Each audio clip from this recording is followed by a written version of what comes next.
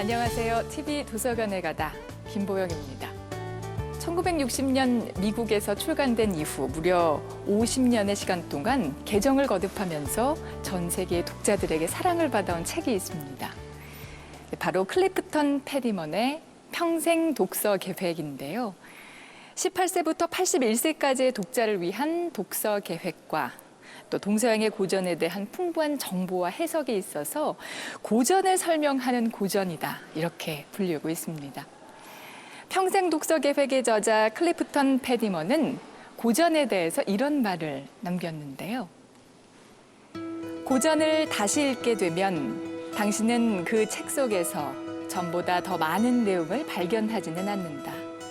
단지 전보다 더 많이 당신 자신을 발견한다. 좋은 책과 함께하는 시간, TV 도서관에 가다 시작하겠습니다. 한국의 청년만큼 별칭이 많은 이들도 없다. 1990년대 X세대로 시작해 88만 원 세대, 그리고 연애, 결혼, 출산을 포기하는 3포 세대가 된다. 이제는 포기할 게 많아지는 바람에 N포 세대까지 나왔다. 무기력하고 열정 없는 세대, 모든 것을 포기해야 하는 세대.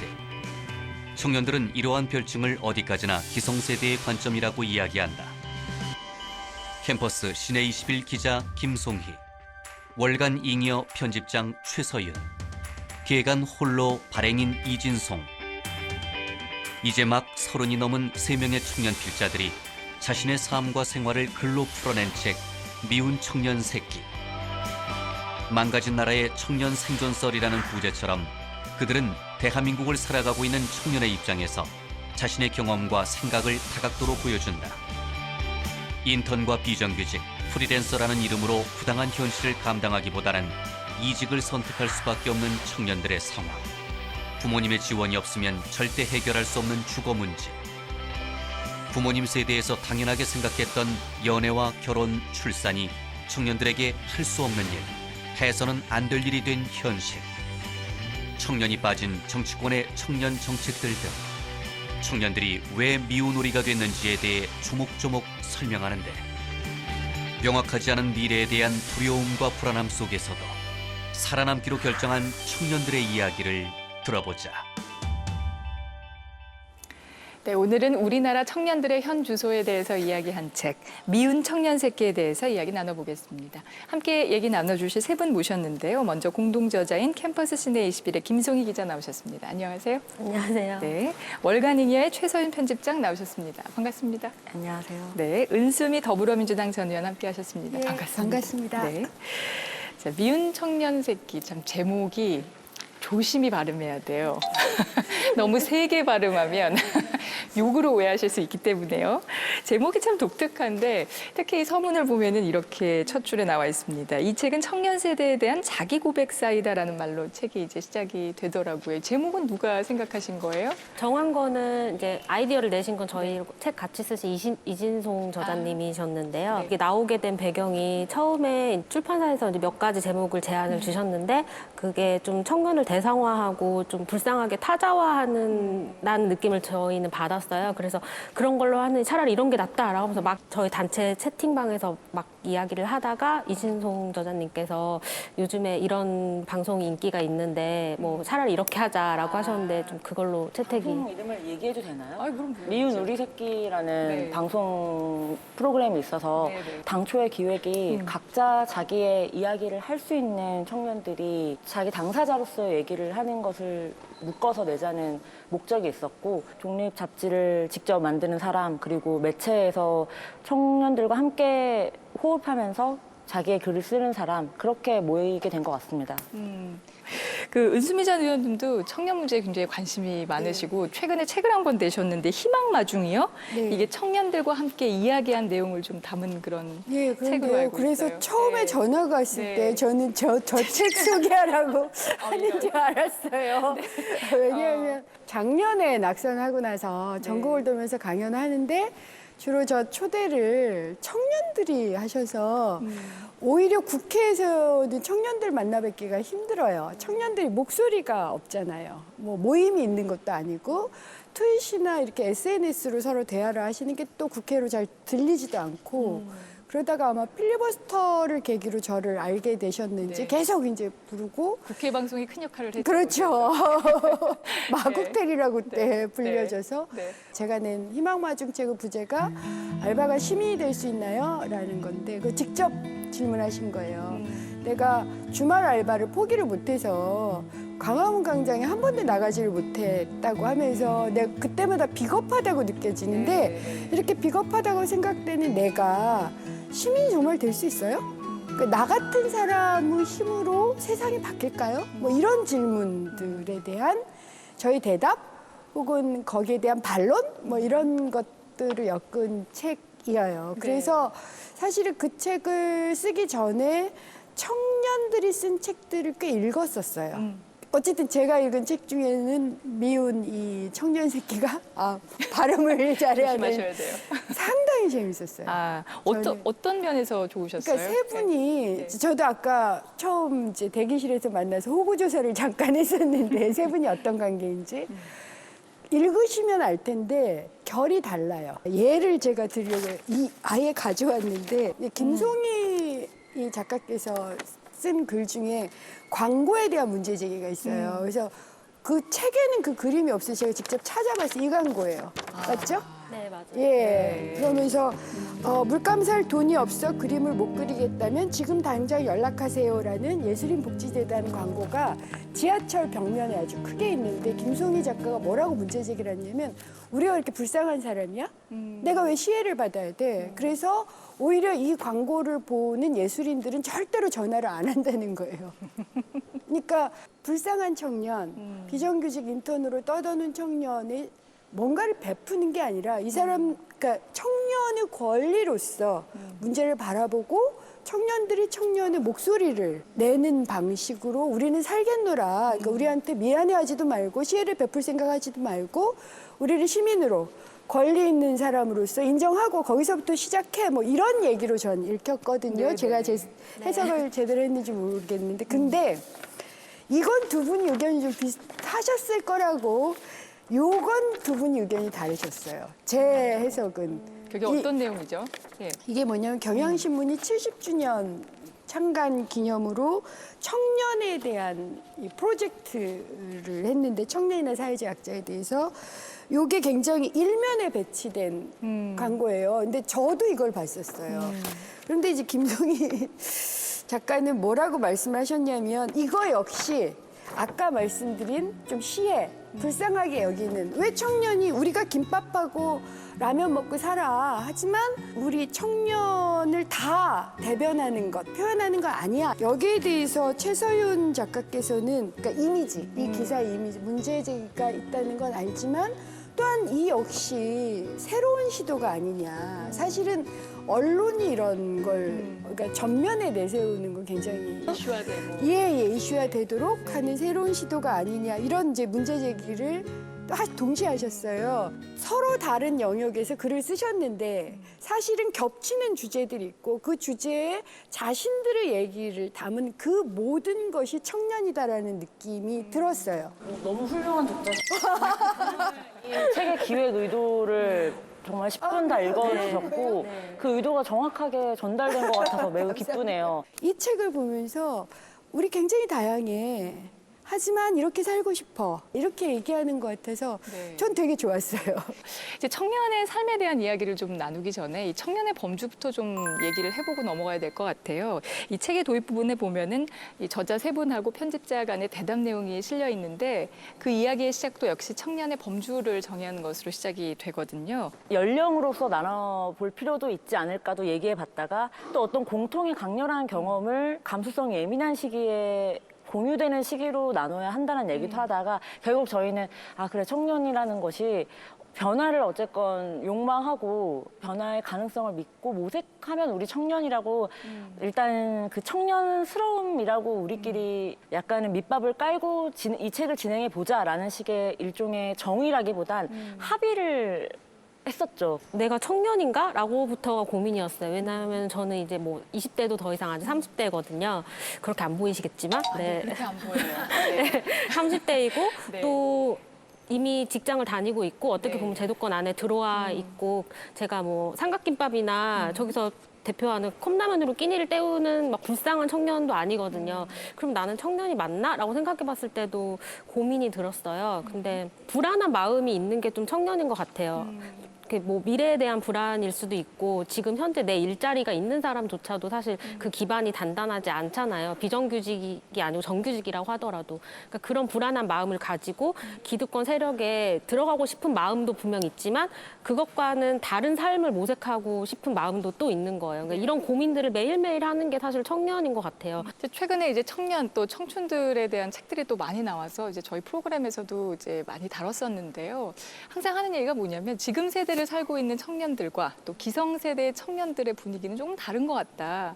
그래서 최근에 청년 문제가 이렇게 많이 이슈화되고 있는 거는 참 예전과는 다르다. 예전에는 지금처럼 그렇게 청년 문제가 많이 문제시되거나 하지는 않았었던 것 같은데 아닌가요? 정말 어떤가요? 달랐어요. 예를 들어서 우리 때는 스펙, 정규직, 취업 이런 고민 안 했어요. 웬만하면 일자리가 있었어요. 대학 들어가는 비율이 20-30%. 저희 때 같은 경우는 그러니까 50대의 경우는 20-30%이기 때문에 대학 들어가면 무조건 좋은 자리 가고요. 고등학교만 해도 은행 들어가서 지점장까지 올라갈 수 있는 세대. 예를 들어서 저처럼 매우 삐딱해도 제가 19살서부터 삐딱해가지고 35살까지 완전히 다른 길을 갔잖아요. 그래도 정규직 됐죠. 국회의원까지 됐어요. 먹고 사는 것 때문에 희망이 없다라고 느끼지 않은 세대. 우리는 지금 다 가난할지라도 앞으로 나아질 거야 라고 생각했던 세대예요. 오히려 정치적 자유 문제나 독재 문제나 뭐 이런 것 때문에 절망했을지라도 먹고 사는 생계 때문에 절망하지 않았던 세대. 이게 특징이었던 것 같고요. 처음에 이것만 보고 이 차이만. 처음엔 되게 미안하다. 정말 지금도 뭐 그런 생각이 많이 남아있지만 미안하다 이런 생각을 많이 했는데 네. 예상대로 청춘은 청춘이더라고요. 촛불을 만들어내는 그 일련의 과정 아마 저희 때하고 전혀 다른 새로운 문화를 이끌 첫 세대가 이제 네. 30년 만에 다시 등장하는 것 같아요. 그래서 저는 이번 세대가 이번 20대, 30대 이렇게 후반 촛불혁명을 경험했던 이 세대가 아마 특정의 이름이 붙을 거다. 우리는 이제 386 세대 이렇게 이름이 붙었어요. 아직은 이게 뭐가 청년이고 우리 세대를 뭐라고 정의해야 될게 고민을 하시겠지만 시간이 흐르면 서로에게서 혹은 누군가가 여러분들을 라벨링할 것 같아요. 그러니까 확실히 기성세대의 청춘들과 지금 현재를 전혀 살고 있는 청춘들은 좀 다르다는 완전히 말씀이시잖아요.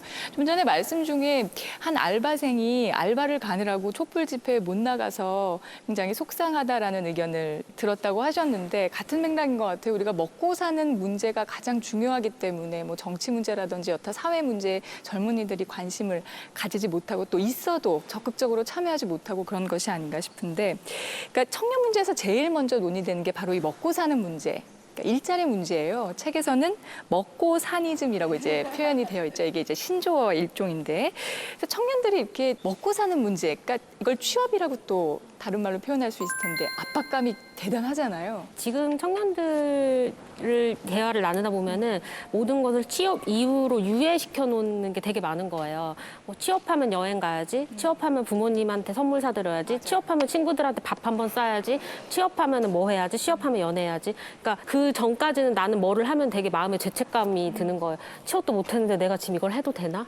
아, 지금 나 취업이 제일 급한데 내가 지금 이거 하고 있을 때가 아닌데. 그러니까 아무리 지금 현재 행복하고 즐거워도 마음속에 약간의 먹구름 같은 게 있는 거예요. 미래가 불안하고 그러다 보니까 지금 제일 큰 목표가 일자리 그리고 내가 내 일자리를 얻겠다라는 게 가장 큰 불안함을 해소하는 방법이라고 생각하게 되는 것 같아요. 네. 근데 책에 보면은 우리 김소은 기자님이 자칭 본인을 이직의 여왕이라고 소개를 하셨더라고요.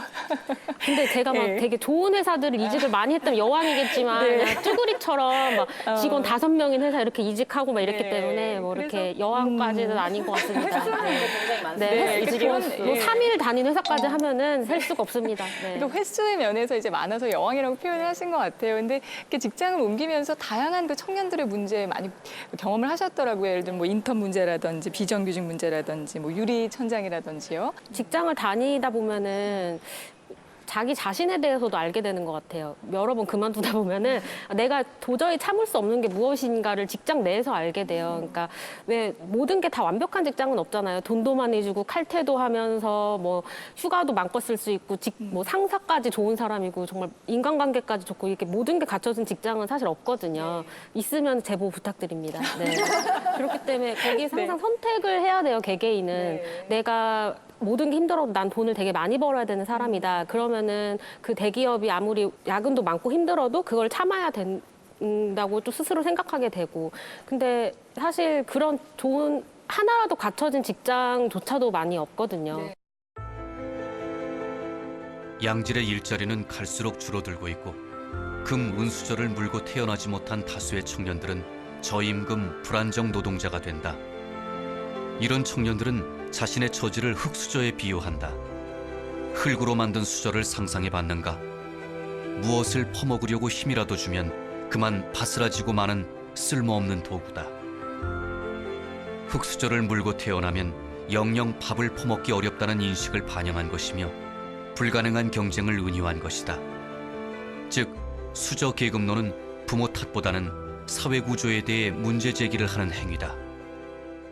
왜 이직을 하려고 하면 항상 뭐 잡코리아나 사람인 같은 뭐 그런 거 맨날 들어가 보잖아요. 그러면은 회사를 그만두고 뭐 1년 있다가 다시 회사를 그만두고 거기 들어가면은 맨날 떠 있는 회사들이 있어요. 뭐 이 회사 아직도 사람 못 구했어? 그런 그게 아니고 맨날 몇 개월에 한 번씩 청년들이 이렇게 뭐 그만두기 때문에 그렇게 또 뽑고 하는 거죠. 그런 곳에 대한 뭐 요즘은 이 회사에 대해서 다니는 사람들이 쓰는 리뷰하는 사이트도 따로 있거든요. 근데 거기 들어가서 그 회사에 들어가 보면은 그 요즘 블랙 기업이라고 해요. 그래서 여기 자살한 사람도 있어요. 막 그렇게 막 뭐 이게 무슨 공포 괴담인가 싶을 정도로 그런 말도 안 되는 직장들이 정말 너무 많은 거죠. 그게 극소수가 아니라. 청년들이 양질의 일자리가 없다고 다들 이렇게 얘기를 하고 있는데요. 이 청년들의 노동 환경 중에서 문제가 되는 것 굉장히 여러 가지가 있겠지만 가장 큰 문제가 되는 건 뭐라고 보세요? 저는 좋은 일자리를 준다. 이런 게 아니라 물론 그것도 필요해요. 제도적으로 예산을 통해서 저는 집중적으로 해야 되지만 근데 자살까지 하게 되는 순간은 못 살고 못 먹어서가 아니에요. 희망이 없을 때예요. 내 위에 뚜껑이 닫혔다라고 생각될 때예요. 출구가 없다. 예, 맞아요. 예, 맞아요. 그때 자살해요. 근데 출구가 있다. 지금 당장에 이 기업이 좀 어려워. 지금 당장에 내 임금이 좀 작아 내 친구보다 하지만 난 출구가 있어. 그리고 이 직장을 내가 일정하게 나의 의사가 반영돼서 이 룰이 만들어지고 이 직장을 개선시킬 수 있어. 혹은 이런 것이 경력이 돼. 그럼 출구가 있는 거죠. 좀 이게 청년 세대에 그러니까 이 출구가 막혀 있는 상황을 이생망이라고 해서 이번 생은 어차피 망했어. 맞아요. 근데 이게 처음에는 처음 딱 들었을 때는 엄청 끔찍한 말처럼 들리잖아요. 이번 생은 어차피 안 된다 뭐래도 그러니까 다시 태어나야 된다. 근데 이게 어떻게 보면은 출구가 없다는 거거든요. 근데 이것조차도 하도 많이 쓰다 보니까 이 말투조차도 되게 가볍게 이제는 소화되는 때가 돼버린 거죠. 사실은 굉장히 그게 슬프고 아픈 말임에도 불구하고요. 일자리에서 문제 중에서 이렇게 얘기를 할 때 이제 빼놓지 않고 등장하는 단어가 바로 이제 열정인데 최소연 편집장님께서 책에도 이제 지적을 하셨더라고요. 그러니까 우리가 뭐 예를 들면 임금이 많지 않아도 열정이 있으면 할 수 있지.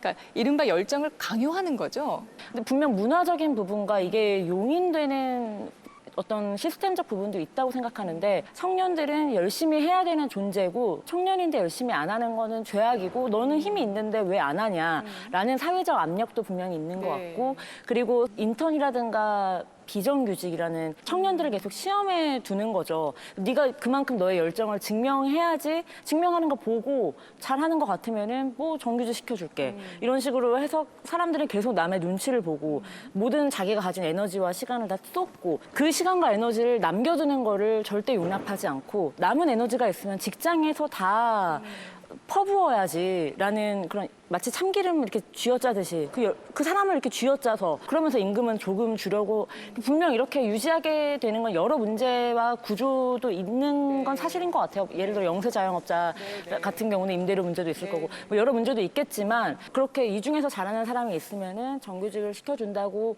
말을 해서 경쟁시켜 놔서 나중에 선택의 순간이 왔을 때 아무도 선택을 하지 않는 식의 해버리는 기업도 있는 이렇게 뭔가 배신 당하면서 열정이 소진되는 걸 너무 많이 경험할 수밖에 없는 구조긴 한 것 같아요. 누군가에게 뽑혀가기 위해 평범하면서도 특출나 보이게 포장해야 하는 것에 우리는 모두 서툴다. 일단 정해진 규칙과 기준에 맞춰 성실히 복무할 것 같으며 윗분들 말에 순종적이고 조직 적응력이 높으면서도 창의적이고 모험심이 뛰어나 세상에 없던 아이디어를 마구 쏟아낼 것 같은 신입사원. 이건 어느 도단 아닌가? 평범하면서도 개성 있기를 바라고 체제에 순응적이면서도 창의적이기를 바라는 채점 목록.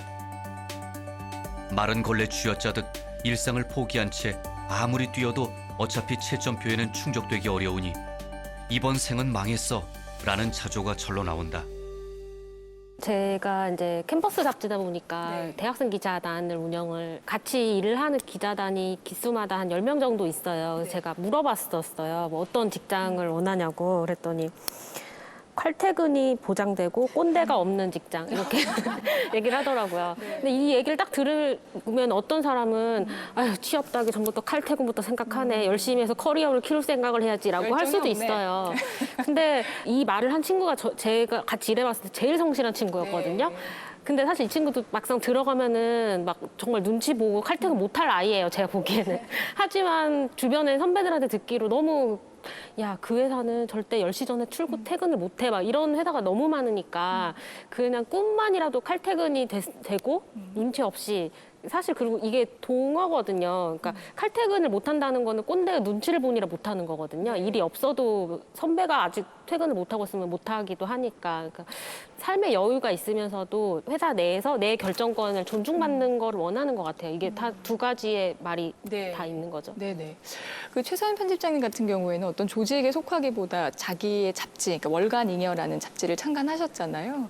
어떤 이게 일종의 창업이 될 텐데 창업도 청년 문제, 일자리 문제를 타개하는 하나의 방법이 될 수가 있겠죠? 저 같은 경우 잡지를 편집하고 취재해서 만들고 유통하는 것까지 다 혼자 다 했었으니까 그런 걸 경험하고 그게 어떤 문화적 자본이 될 수 있는 부분은 분명 있었다고 생각해요. 하지만 저는 그 당시에 부모님 집에 얹혀 살았습니다. 임대료를 따로 내지 않았다는 얘기죠. 근데 이것이 모두에게 가능한 경험인가라는 데에서 일단은 저는 이 경험조차도 당장에 먹을 것, 당장 잘 곳을 걱정하는 청년들에게는 하지 못할 수 있는 경험이라고 생각을 하고 그리고 나중에 저는 부모님 집에 나와서 물론 보증금을 또 약간 주시긴 했습니다. 그래서 혼자 살게 된 이유에서는 잡지를 거의 휴강과 폐업을 하고 알바, 소위 꿀알바라고 하죠. 시간 대비 높은 임금을 받을 수 있는 일을 찾아 돈을 벌기 위한 일들을 했습니다. 전 이것도 사실 꿀알바라고 생각합니다. 이렇게 1시간 같이 얘기하면서 출연료 받는 게 뭐 최저임금 대비해서는 높은 임금일 수 있잖아요. 약간 창업이 대안인 것처럼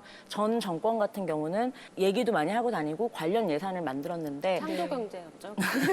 창업 자체가 완전한 대안이 될 수 없고 소수만이 도전할 수 있는 부분도 있을 것이고 도전하고 나서 실패를 했을 때 스타트업 했던 사람이면 조직 내에서 잘 내가 하라는 대로 다 일할까? 뭐 이런 식의 오히려 의심의 눈초리로 취업하기도 어려울 수 있고 빚이 생길 수도 있을 거고 어떤 기반 환경이 조성되지 않은 상황에서 창업을 어떤 대안처럼 얘기하는 것은 너무 손쉽게 얘기하는 게 아닌가라는 문제의식을 저는 가지고 있긴 합니다. 슬픈 것은 이런 시도조차 사치로 느끼는 청년이 한국 사회에 많다는 거다. 기회의 평등이 보장되지 않은 현실과 한 번의 실패가 삶의 나락으로 떨어뜨릴 수 있다는 불안감 때문이다. 실제로 많은 청년이 각종 부채와 불안정한 미래를 볼모로 겁박당하고 있다. 제가 왜 그렇게 최저임금 1만 원을 강하게 최소한 그건 돼야 된다를 주장하게 됐냐면 최저임금 1만 원은 월 209만 원을 뜻해요. 그러니까 하루 8시간 일하고 일주 5일 일을 할 때 최저임금 1만 원, 209만 원을 받는 거예요. 그래서 예를 들어서 정말 칼퇴근해서 일주 5일만 일하고 그래서 209만 원을 받고 그런데 그 일자리도 없을 수 있잖아요. 없는 경우가 평균 3개월에서 6개월 정도가 있어요. 근데 이렇게 없을 때 그대가 창업을 했던 취업을 했던 알바였던 간에 무조건 최대 최저임금 한 90%를 준다. 청년수당 같은 게 그런 거예요. 그걸 아예 보장을 해버린다. 그리고 그걸 만드는데 돈이 그다지 많이 들지 않는다. 현재 예산이 400조인데요. 우리나라 예산이 한 1%, 4조 정도면 무조건 시작할 수 있다. 그것보다 적어도 시작할 수 있어요. 청년한테만 우선 깔면 되니까. 제가 이제 강연에서 그런 질문을 했어요. 대부분 이제 그런 청년들이 많으셔서 만약 그렇게 하면 두 번째 창업을 하든 세 번째 도전을 해보겠느냐. 그럴 때 대부분이 그 정도 조건이면 제가 오케이 합니다. 그러니까 많이 원하지도 않아요. 청년들이 실패했을 때 새롭게 다시 도전할 그렇죠. 수 있는 힘을 주는 것이 그러니까 이제 전제가 필요합니다. 예, 그래서 네. 제가 국민기본선이라는 말씀을 드려요. 나중에 실업급여를 더 넓게 확장하는 거예요. 보장하는 그러니까, 거네요. 그러니까 그건 외국에서도 다 쓰고 있는 거예요. 돈 얼마 정말 안 들어요. 네. 청년에게만 하면 7천억, 8천억 정도면 처음 시작할 수도 있어서 문재인 정부 내에서 네. 그러니까 요청을 하고 있고 저도 네. 요청을 하고 문재인 정부 내에서 상당수가 가능해요. 그러니까 이건 제가 이제 말씀드리는 건 대개의 경우 입법으로 하겠다는 게 아니에요. 행정부의 힘으로 의지를 가지고 네. 국민 시민의 동의를 얻어서 특히 청년들의 동의를 얻어서 할 수 있는 대부분의 조치가 국민기본선이에요. 외국에서는 하고 있다고요, 이미. 네. 하고 있는 제도들이고 가장 큰 증세 없이도 할 수 있는 거예요. 아, 그럼 조만간에 문재인 정부 안에서 실현될 수 있도록 전 저희가 한번 기대를 해봐도 될 수 있고 좋겠네요. 실현되게 네. 저도 어떻게든 기회를 해야 네, 된다고 네, 네. 생각해요. 그러니까 응원드리겠습니다. 예, 그 정도면 네, 네. 출구는 보이는 게 아닐까. 희망은 있는 것이 아닌가. 그렇죠. 네. 그렇게 정책을 바로 지금 그 중에서 일부만 뭐 시행이 된다고 해도 되게 좋겠지만 네. 그렇게 해서 바로 우리 삶이 나아지는 게 눈에 바로 보이진 않잖아요. 않겠죠. 네. 그러면 또 그 안 보인다고 해서 네. 거 봐라, 이것 봐라, 이게 전혀 도움도 안 되고 세금만 많이 들지 않느냐 하면서 없애자라고 하지 말고 좀 꾸준히 좀 멀리 바라보고 가야 될 것 같아요. 그래서 저는 경험이 중요하다고 생각해요. 사회보험을 받아본 사람들은 항상 사회보험이 되는 일자리만 찾아가세요. 겪어봤거든. 사회의 상식이 바뀌는 경험이기도 한 것 같아요. 네. 지금 우리 토요일에 일하는 게 사실 되게 특별한 일이고 근데 예전에는 토요일에 일하는 게 상식이었잖아요. 맞아요. 그런 것처럼 꼭 정규직이 아니더라도 실업급여를 일했으면 실업급여를 받을 수 있는 게 상식이 되는 사회 그러니까 정말 이제 바랍니다. 예, 갑자기 바뀌지 않더라도 조금씩이라도 시도가 이루어지는 것만으로도 경험을 만족할 수 한 있을 것 같아요. 세대가 네. 생기는 거예요. 네, 네. 그럼 그 세대가 그 이상 행동을 하실 것 같아서. 하실 말씀들이 다들 너무 많으셔가지고 그 다음 주제로 좀 넘어가도록 하겠습니다. 지금 우리 김송희 기자님이 캠퍼스 시내 21일에서 그 일하시면서 청년들을 자주 접하시잖아요. 그래서 청년들에 대한 정치에 대한 관심을 좀 많이 체감하실 수 있을 것 같은데. 최근에 저희가 대선 관련해서 특집 기사를 준비하면서 그 아이템을 낸 친구한테 청년들이 왜 정치에 참여해야 되는지 칼럼을 네가 써봐라 라고 했어요. 그랬더니 그 친구 자체가 꼭 투표를 해야 된다는 강제성을 못 느끼는 친구여서 나의 뜻과 다르기 때문에 나는 글을 쓸 수 없다라고 하더라고요. 그래서 결국은 다른 친구가 썼는데 그 친구도 결국은 못 썼어요. 그러니까 쓰다 보면은 꼭 투표를 해야 된다는 것도 맞지만 투표를 하지 않을 자유 역시 있다는 걸로 결론이 지어지니까 이거 좀 내용이 상충되는 것 같아서 못 쓰겠어요, 기자님 그러더라고요. 근데 이런 고민을 한다는 것부터가 저는 정치에 대한 관심이라고 생각을 하고 그리고 좀 촛불이 정말 좀 달랐던 게 좀 성공의 경험을 그래도 했던 것 같아요. 그러니까 그 전 세대는 소고기 때나 뭐 그때나 다 촛불 나갔었잖아요. 하지만 벽에 대고 말하는 것 같았단 말이에요. 하지만 이번에는 내가 말함으로써 바뀌는 걸 청년들이 정말 체험을 한 거예요. 이거 경험을 한 거고 그래서 내가 조금 더 참여할 수 있다는 그 경험을 통해서 달라진 부분은 분명히 있는 것 같아요. 네. 절대적 불행을 인증하거나 자격을 인정받지 않아도 지금 이곳에서 살고 있는 사람이라면 누구나 자신이 바라는 세상을 꿈꾸며 정책적 제안을 할 수 있어야 한다. 그것이 헌법이 보장한 권리이며 사회가 나아질 수 있는 방법이라고 생각한다. 정도의 차이는 있겠지만 우리들 대부분은 열악한 환경과 불안한 삶의 토대에서 살고 있다. 공통의 현실에 대한 사회적 연대와 시스템 개선에 대한 의지를 가지고 함께 구조적 문제를 해결하는 편이 이롭지 않을까?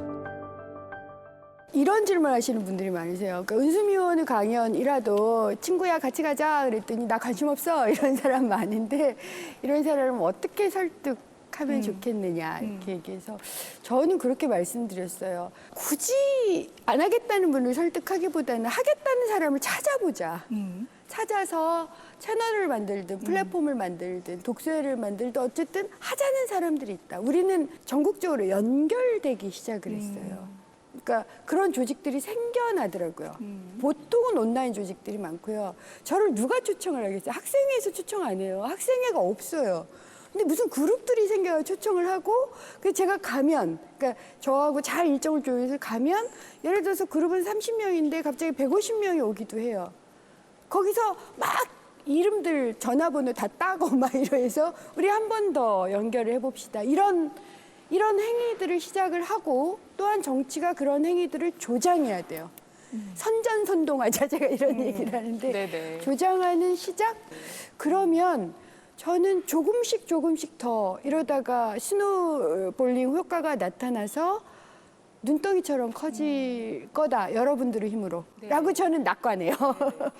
그 정치 참여, 청년들의 정치 참여에 대한 얘기를 책에 쓰시면서 최소연 편집장님이 재미있는 얘기를 하셨어요. 지금 전 국회의원께서 또 자리하고 계시니까요. 국회의원 조건에 대해서 보유주택이 한 채 이하이거나 임대주택이 살아야만 국회의원이 될 수 있는 법을 개정하자 이렇게 얘기를 하셨거든요. 그게 가능할지는 모르겠다. 하지만 이런 것도 생각해 본다라는 얘기를 했는데 저도 좀 답답함이 있었던 것 같아요. 이게 소위 기득권이라고 불리는 그런 사람들에게 유리한 법안이 더 많이 통과되는 건 아닌가. 특히 그래서 부동산 문제가 지금 계속 모두가 왜 문제가 되고 있는지를 알고 있음에도 이게 개선되지 않는 게 아닌가라는 답답함이 있었는데 예를 들어서 뭐 직장 상사가 나에게 하는 부당한 일들과 어떤 성희롱들에 대해서 경험했을 때 이거 현실이 너무 화가 나는데 이 현실은 어떻게 구조적으로 개선할 수 있을까라는 정책적인 상상을 하는 것이 그게 의원들이나 정치가들에게 전달되면 더 좋을 거고 전달이 당장은 안 되더라도 그게 자기 탓만 하고 출구가 없을 거라고 생각해서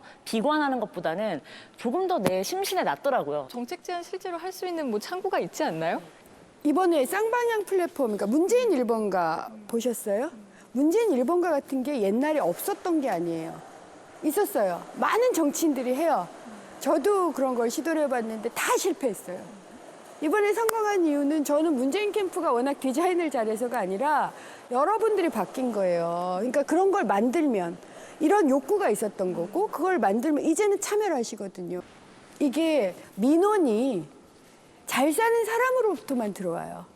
로비가 실제로 목소리가 들리는 그리고 그렇게 하면 너 떨어뜨릴 거야 이렇게 얘기가 들어와요. 그렇게만 됐어요. 19대 국회는. 이걸 여러분이 바꾸신 거예요. 그러니까 저는 뭐 문자 행동이 됐든 간에 지금은 혼자 하지 않아요. 목소리가 들려요. 실제로 제가 20대 국회의원들께 여쭤봤어요. 요즘엔 너무 많이 들린대요. 그러니까 이게 그러면 다- 반영할 수밖에 네네. 없어요. 그러니까 지금 이게 다 한 얘기인 것 같아요. 그러니까 청년들이 정치에서 좀 참여를 좀 많이 하고 목소리를 좀 많이 낼수록 자기들의 문제를 좀 푸는데도 어떤 실마리가 될 수 있다. 이런 이야기 되게 많이 하잖아요. 정권 바뀐다고 내 삶 안 바뀌어라는 이야기를 일반 사람들 되게 많이 하잖아요. 근데 조금씩 바뀌는 거를 조금씩 체감을 그래도 요즘 많이 하고 있는 것 같고 그래서 저도 정치에게 뭐 바라는 게 있다면은 많은 사람들이 아니라 소수의 생각이나 소수의 이야기조차 그렇게 받아들여질 수 있는 그런 것들이 필요할 것 같아요. 네, 마지막 질문 세 분께 한 번씩 드리면서 오늘 시간 마무리하도록 하겠습니다. 여러분들이 꿈꾸는 대한민국은 어떤 것인지에 대해서 한 말씀씩 부탁드리고요. 또 의원님은 오늘 청년들의 이야기를 이렇게 열띤 이야기를 들은 소감 한 말씀 해주시면서 오늘 정리할게요. 너무 열심히 안 살고 착하게 살아도 생존에 대해서 걱정 안 해도 되고 사람들이랑 즐겁고 뭐 히히덕거리면서 그냥 좋은 취미 생활하고 그냥 그렇게 평화로운 한국에서 살고 싶습니다. 평화로워도 되고 평화로운 개인도. 한국. 네, 저는 이거를 이제 20대 저희 그 기자단 친구들한테 물어봤거든요. 네, 김정현 학생은 이렇게 말했습니다. 이런 질문 받았을 때 헛웃음 안 나고 진지하게 고민해 볼 수 있는 나라. 네. 그리고 이재호 학생은 알바만 해도 충분히 먹고 살 수 있는 세상. 그리고 박형준은 책 살 때 영화 볼 때 잔액 확인 안 해도 되는 세상. 되게 책 사고 영화 같은 거 되게 돈 많이 드는 거 아니잖아요. 이렇게 일상의 취향을 충분히 즐기고 여유롭게 살면서도 미래에 대한 정말 내가 열심히만 할 수 있으면 내 미래가 바꿀 수 있다는 희망을 품을 수 있는 나라가 제일 좋은 나라인 것 같아요. 사실 너무 웃기잖아요. 일을 하고 싶다고 막 말을 한다는 게 일 안 하고 돈을 달라고 하는 것도 아니에요. 날 좀 일하게 해주십시오. 이렇게 하는 게 얼마나 성실합니까? 자, 오늘 청년들의 이렇게 열띤 이야기를 들으셨는데 소감 한 말씀 드릴게요. 참 좋았던 게요. 제가 이제 강연을 계속 다녔다 그랬잖아요. 촛불 전에 강연을 했을 때 느낌은 뭐냐면 제가 촛불 전에 여러분의 시대가 옵니다. 세상이 바뀔 겁니다. 바람결이 달라졌어요. 혁명이 올 겁니다. 이런 얘기를 제가 했어요. 그럼 청년들이 화를 내더라고요. 우리는 아무것도 할 수 없습니다. 마음에 화가 가득합니다. 예, 아니 네가 좀 해봐 이런 얘기. 기득권 세대는 도대체 우리가 이 지경이 되도록 기득권 세대는 뭐 했어요? 이렇게 소리 지르는, 특히 지방으로 갈수록. 심지어는 고등학생들에게도 제가 강의를 했는데 고등학교 1학년, 2학년 학생들이 손들고 강사님은 세상이 바뀐다고 하지만 전 죽어도 안 바뀐다고 생각합니다라고 막 소리를, 예. 그때의 참담함. 그런데 촛불을 들었잖아요. 이 친구들이 촛불을 들었고 저한테 페북 메시지로 저 의원님 저 어디 있는데 의원님 어디 계세요? 뭐 이렇게 만나기도 했거든요. 그러면서 달라졌어요. 그 성공, 아까 김송희 작가가 말씀한 그 성공의 경험이라는 게 여러분들을 바꾸는 걸 더 대담해지고 더 용감해지고 더 건방져져도 좋아요. 왜냐하면 여러분들이 주인이 될 거기 때문에. 근데 디지털 혁명, 제4차 산업혁명, 새로운 사회 발전 이거 여러분들이 할 수 있는 거거든요. 그래서 더 건방지게 도전해 주십사 부탁드리고 지금 이 두 분 정말 그렇게 도전하시는 것 같아서 참 보기 좋아요. 네. 자, 오늘 청년들이 직접 쓴 청년들의 이야기 미운 청년 새끼 가지고 이야기를 나눠봤습니다. 오늘 이제 마무리해야 될 것 같은데요. 책 말미에 있는 문구 좀 소개해드리겠습니다. 왜 청년은 바르고 건실하게 표백된 이미지로만 존재해야 하는가? 우리는 밉지만 누구와도 닮지 않았기에 그 어떤 세대론으로도 묶일 수 없다. 그 청년 문제를 해결하기 위해서는 실제 청년들의 이야기에 좀 더 귀를 기울여야겠다라는 생각 오늘 들었습니다. 오늘 좋은 말씀 주신 세 분 고맙습니다. 고맙습니다.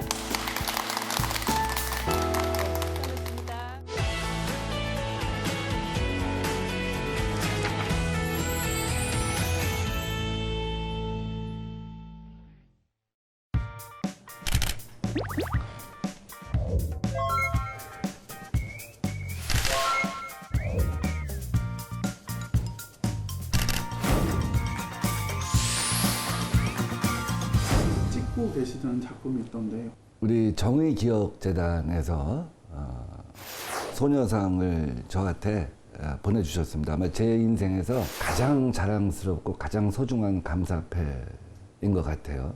뭐 기부 활동이랄지 여러 가지 의정 활동을 통해서 평화를 위한 날개짓에 함께 해준 것에 대해서 그분들이 인정을 해주신 건데 굉장히 자랑스럽고 고맙습니다. 카메라 다루는 솜씨가 되게 프로처럼 보이시는데요. 평소 사진 촬영 자주 하세요? 한 20여 년 전에 제가 미국의 시라큐스 대학교에서 저널리즘 연수를 했었는데 그 당시에 포토 저널리즘 공부를 했습니다. 한 1년. 카메라에 안고 잤다고 해도 과언이 아니고요. 가령 이 사진은 1996년도에 시카고에서 찍은 사진인데 미국에 선거가 있었던 해인데 Why don't focus vote? 왜 투표하지 않습니까? 그래서 투표하라는 거죠. 무관심하게 지나가는 걸 표현하기 위해서 제가 조금 이 사람한테 모델한테 부탁을 했습니다. 사실 뭐 이거를 이렇게 하고 나와주는 사람 없잖아요. 이렇게 나와주죠. 이렇게 신문을 이거를 좀 들고 서 있어라 이렇게 주문을 했고 피사체를 어떤 앵글로 담아내냐 하는 거는 자기네 나름대로 어떤 생각과 고민, 사고의 깊이, 철학 이런 것과 연결되어 있을 수가 있죠.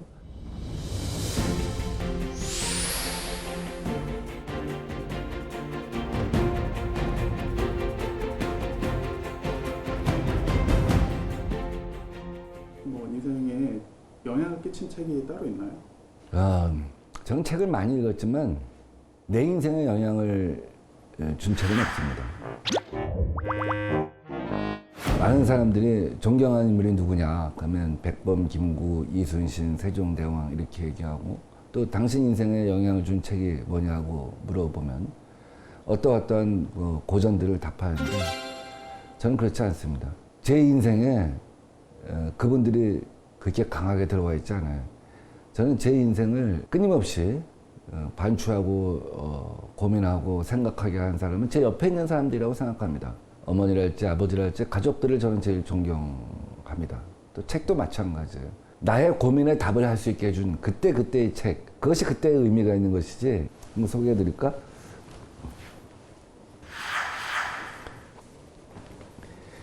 (82년생) 김지영이란 책입니다.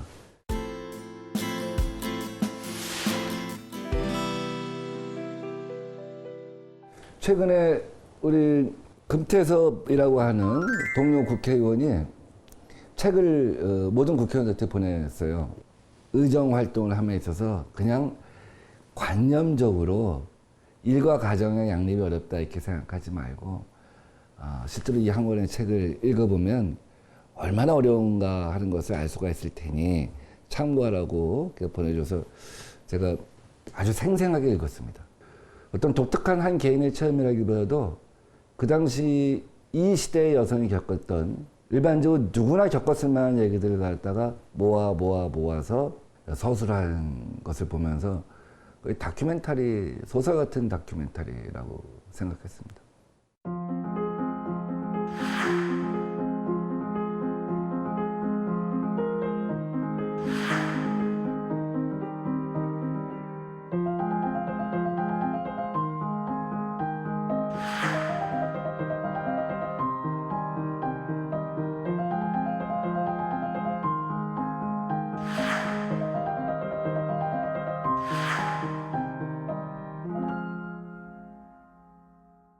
김지영 씨는 1982년도에 태어납니다. 그로부터 20년 후에 대학을 들어가고 결혼을 하고 애를 낳았겠죠. 가족들이 우연히 김지영 씨가 타인의 비밀을 하는 것을 보고 맨 처음엔 장난인 줄 알았는데 그것이 아주 심각한 우울증에 걸린 것을 알게 되는 겁니다.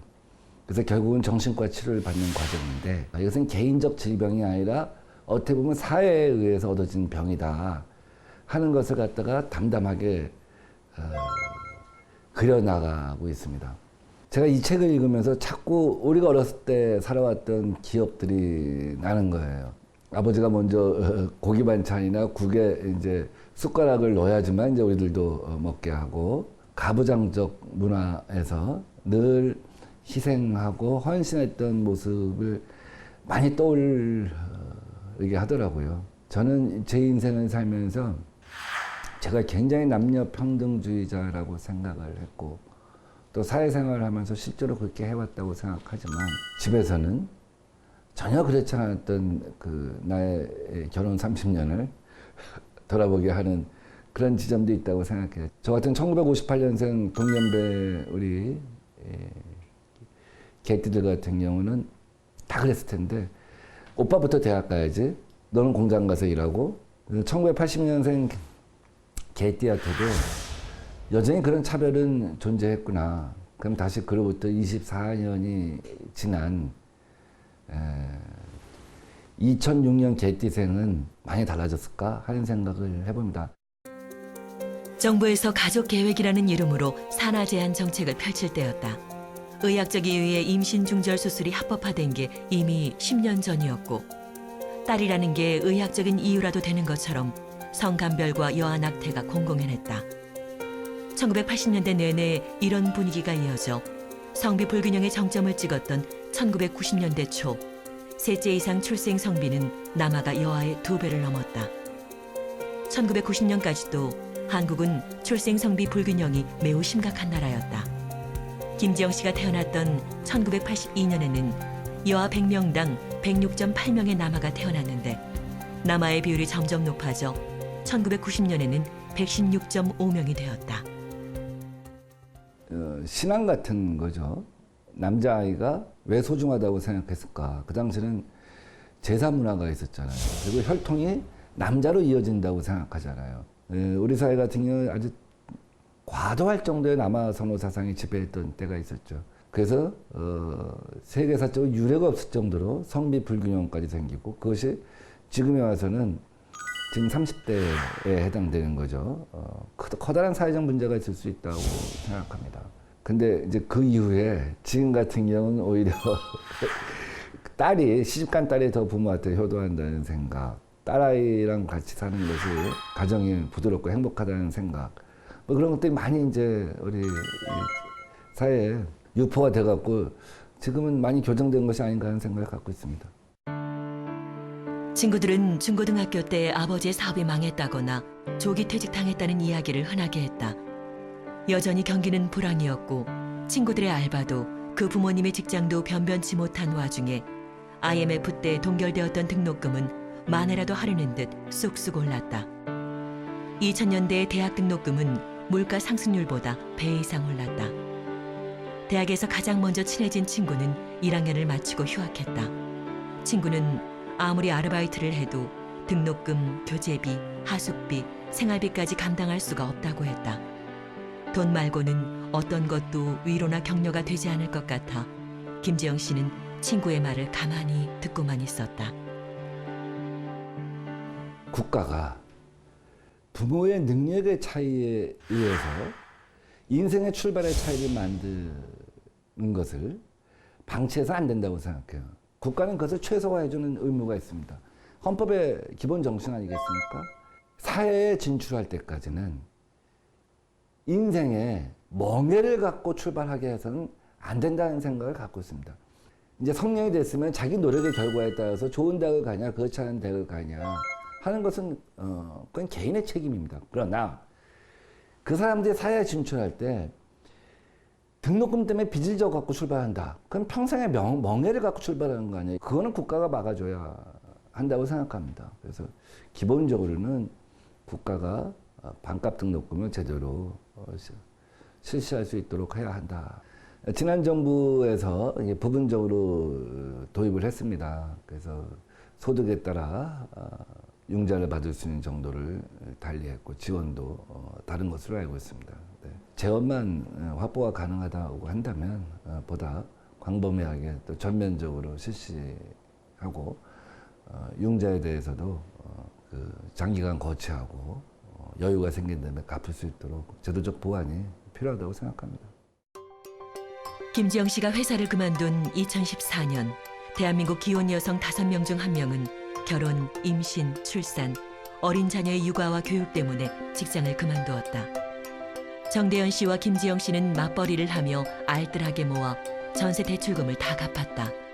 그런데 계약 기간 2년이 지나자 집주인은 주변 시세에 따라 보증금을 6천만 원 올렸고 부부는 다시 대출을 받아야 했다.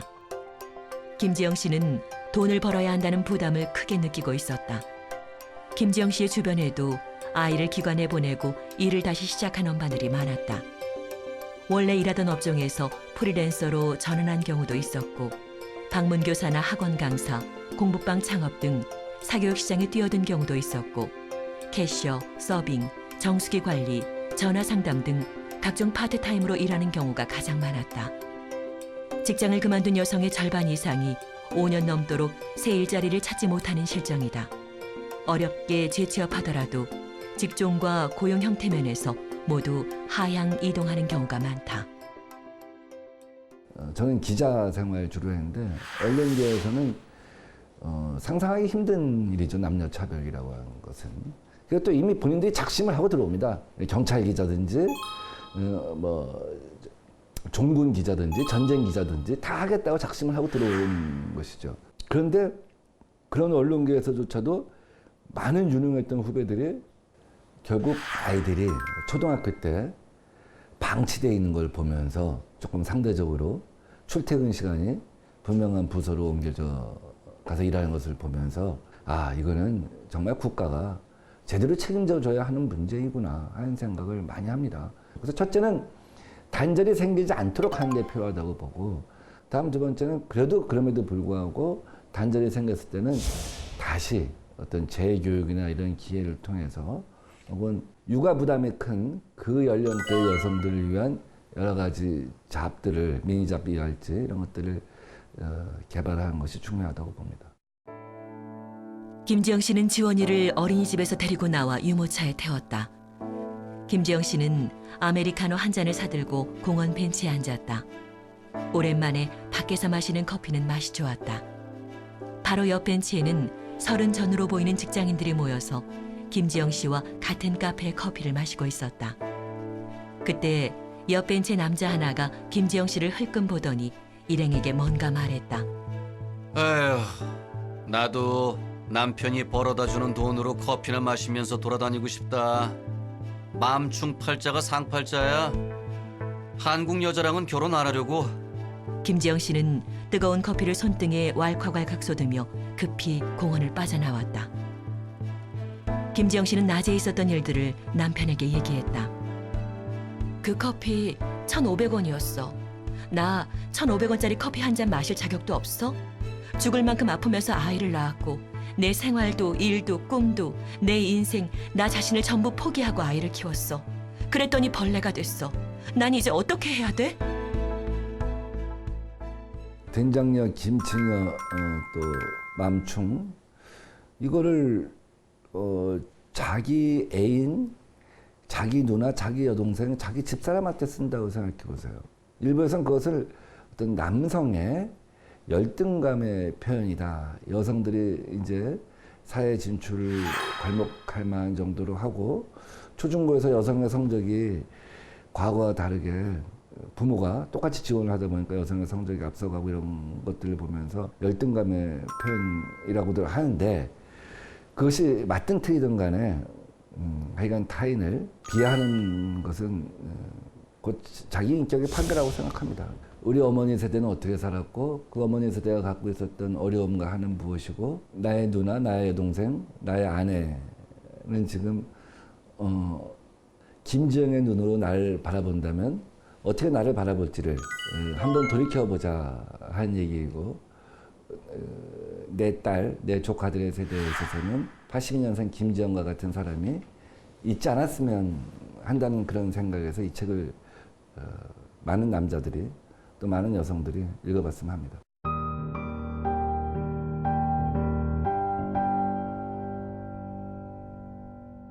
우리가 국회에서도 성인지 활동이라고 하는 것이 10여 년 전에 도입됐습니다. 어떤 예산이나 정책, 법안을 만들 때 이것이 성차별적인지 아닌지를 갖다가 반드시 체크 포인트로 두라는 얘기거든요. 그 성인지적 의정 활동이라고 하는 말은 제가 앞장서서 실현할 문제는 아니라고 봤습니다. 많은 사람들이 관심을 갖고 또 여성 의원들이 실현하면 되는 것이라고 생각했는데 82년생 김지영을 계기로 해서 무슨 여성 의원들만의 것이 아니라 82년생 김지영을 조카로 둔 수없이 많은 남성 의원들의 몫이다 하는 생각을 갖고 의정활동에 임하겠습니다.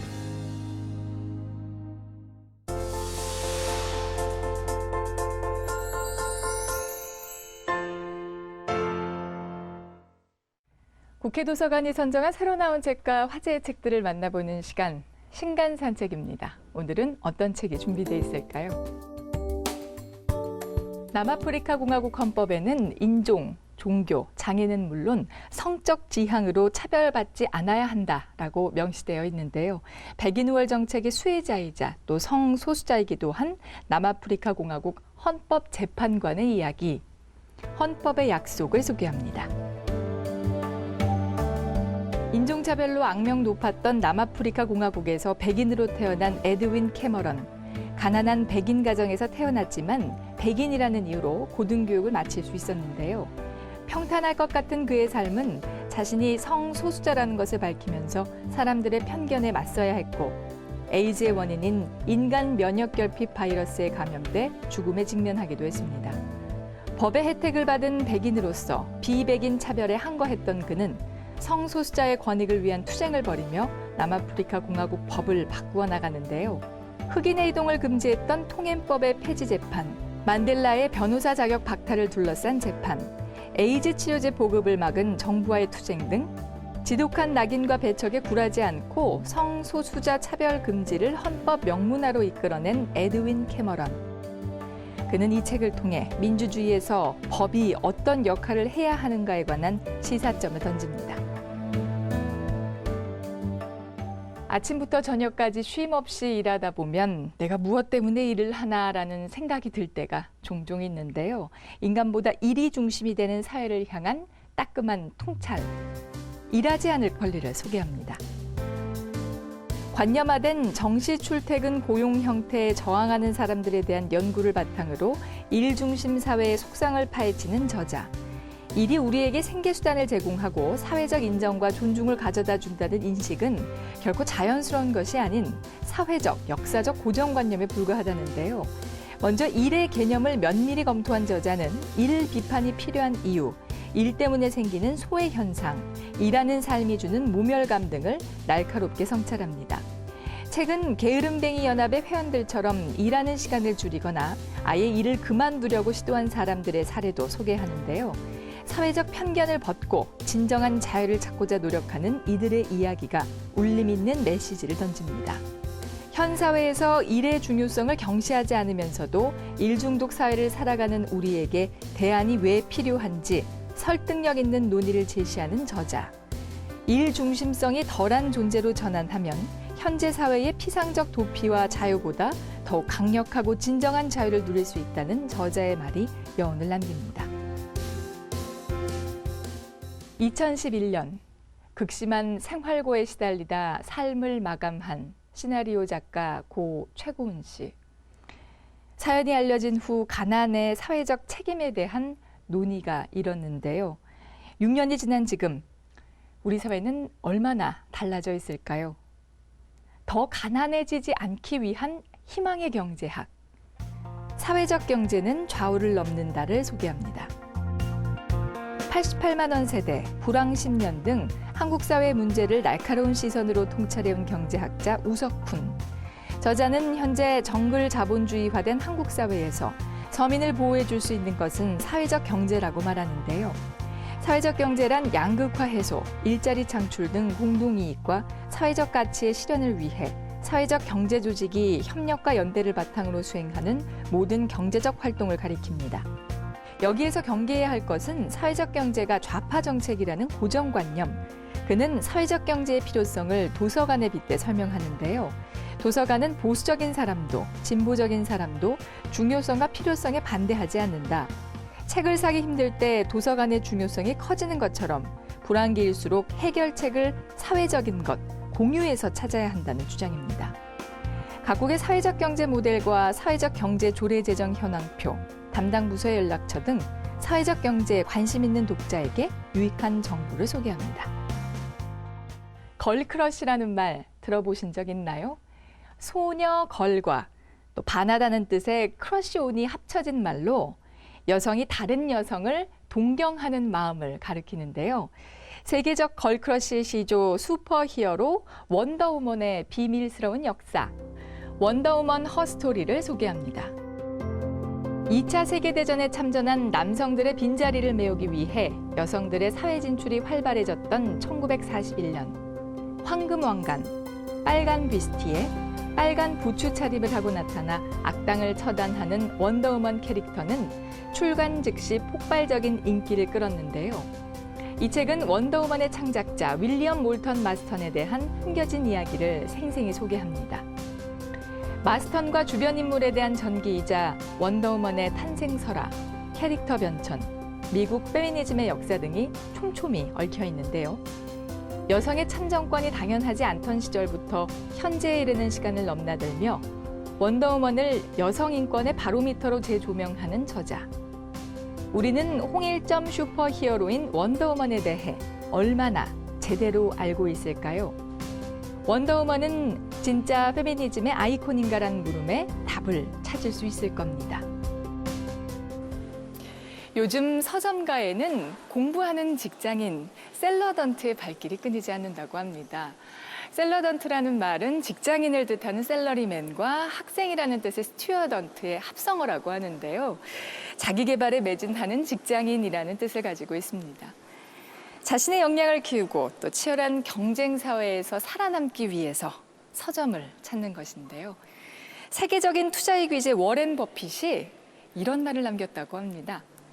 인생을 바꿀 수 있는 위대한 비책은 독서다. TV 도서관에 가다. 저희는 다음 시간에 다시 찾아오겠습니다. 함께해 주신 여러분 고맙습니다. Saw the world turning in my sheets, and once again I cannot sleep. Walk out the door and up the street, look at the stars beneath my feet. Remember rights that I did wrong, so here I go.